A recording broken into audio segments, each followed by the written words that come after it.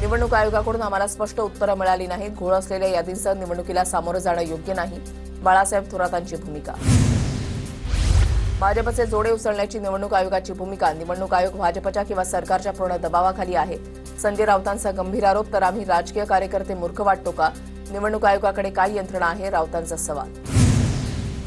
अमरावती जिल्ह्यामधील अंजनगाव सुरजी तालुक्यामध्ये अनेक गावं मतदार यादीमधून गायब। जिल्हा परिषद पंचायत समिती निवडणुकीच्या तोंडावर निवडणूक विभागाचा कारभार चव्हाट्यावर।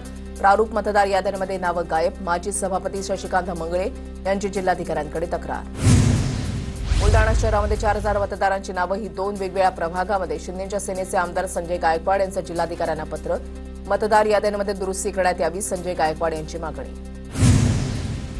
निवडणूक आयोगाला हा विषय गंभीर वाटत नाही। बोगस मतदान वगळण्याचा अधिकार आयोगाला नसेल तर त्यांना आपण का पोचतोय? संजय राऊतांचा सवाल। नालासोपाऱ्यामध्ये मतदार यादीमध्ये अनेक खोटी नावं। तर नागपूरच्या कामठी मतदारसंघात घर क्रमांक 0 आणि राहणाऱ्यांची संख्या 400। हे कसं? शेकापच्या जयंत पाटलांचा सवाल। बोगस मतदारांवर अंकुश का नाही असा सवाल करत शेकापचे जयंत पाटील आक्रमक।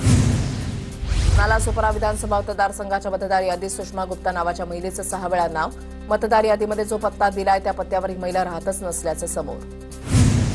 अमरावतीमध्ये भाजपकडे फिरते वोटर आहे। ते अमरावतीसह मध्य प्रदेश आणि राजस्थानमध्येही वोट करतात। यशोमती ठाकूर यांचा आरोप। तर या फिरत्या वोटर्सपासून सगळ्यांनी सावध व्हावं, यशोमती ठाकूर यांचा सल्ला।